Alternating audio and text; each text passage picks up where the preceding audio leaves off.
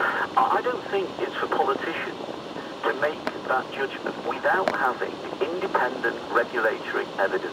It's very important. It's a bit like being a judge in a trial where you express an opinion before all the evidence is in and the court has had the opportunity to consider it. And that's why Mr. Cable showed himself to be unfit for office yesterday. Cameron should have sacked him, and it's why people are asking serious questions this morning about Mr. Cameron's choice of Jeremy Hunt to look into this. Lastly, and I appreciate this is a stretch because it's not your party and it's not your cabinet, but as and when a reshuffle comes along, do you imagine as a political expert, a political watcher, do you think he'll survive? Do you know what? I think he will, because he's very, very much weakened now in his capacity to make trouble.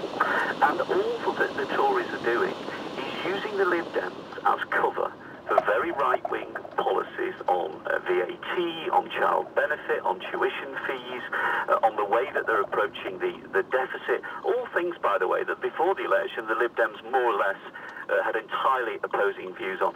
And when Cameron and Clegg look you in the eye and say, you know, we're working together in the national interest, just remember the truth behind the scenes. Remember the reality.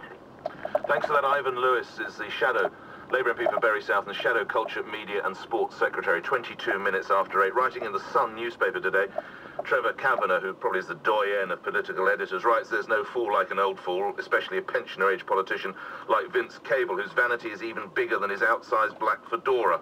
Faced by two yummy mummies with hidden mics, this boastful booby simply couldn't help himself. Clearly the attitude of that newspaper is that he should have either done the decent thing and resigned, or he should have been booted out.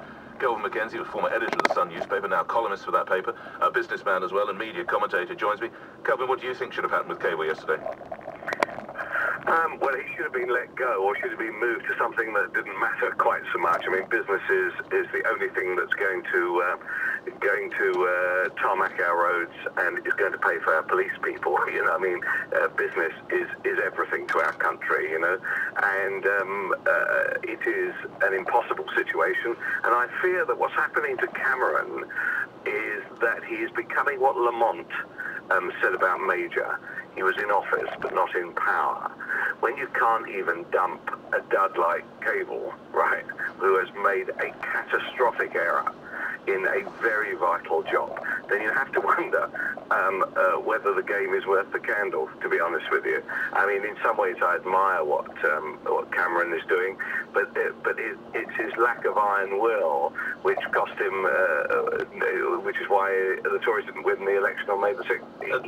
In a sense, he doesn't understand sometimes, I think, how ordinary people feel, but there we are. And that is the price to be paid, I suppose, Kelvin, for a coalition government, because if it was a one-party government, the bloke would have gone.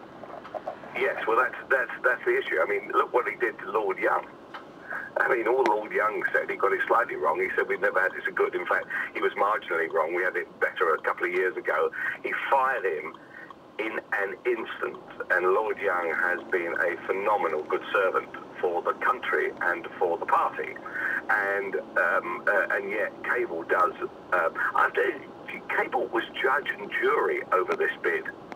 And the truth is, there was nobody more vital than his thought process, and yet he goes around boasting to a couple of young women who obviously caught his eye about what a great man he was and how powerful he was and all the rest of it, and revealed himself as, you know, rather strange in a number of directions, let alone politically.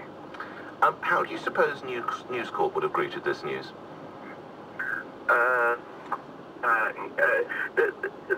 As they said in their own statements, they were shocked and dismayed, and of course they gave a weather eye to perhaps future actions if it doesn't go their way, by indicating that process had not been followed, at least now. So you know, the game may not have ended. Now, at least now what happens is that Jeremy Hunt and Ofcom will effectively decide the outcome of this bid.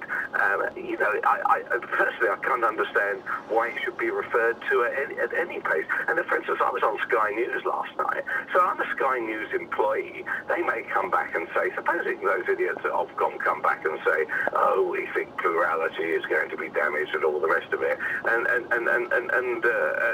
News Corporation say, yeah, so what's the remedy then? Oh, he said, we think you've got too much power. You've got to sell Sky News.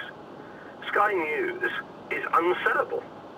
As with most things that Rupert Murdoch does, he has invested and invested, and he has literally, I don't know how the exact numbers, but my guess is he's losing 30-40 million pounds a year, right? But they put Sky News on the market, it shuts tomorrow. It is not worth anything, right? Yeah, I mean, Rupert is the greatest single employer of journalists in this country, and probably the world. It's incredible, and he's asking for credit for it, but he gets no credit for it, if you see what I mean. Everybody suspects him of having some grand plan. It's ridiculous. Lastly, on a journalistic theme, Kelvin Mackenzie, why do you suppose the Daily Telegraph either sat on this story for 24 hours or chose not to run it? Do you have any sense on why they would do that? I don't really. I mean, I know Tony Gallagher and most of the... Sorry. Most of they're fantastic journalists, actually. I mean, Gallagher and Co. have improved that paper out of sight over the last 2 or 3 years. I think you agree with that, don't you? Yes, I do. But well, that's probably the end of Gallagher's career. Indeed, yes. Yeah. Nick Ferrari endorsement. That'll be in the addendum. I was reminded, Kelvin, do you remember in a previous existence when you and I were working for live TV, you and I did our own sting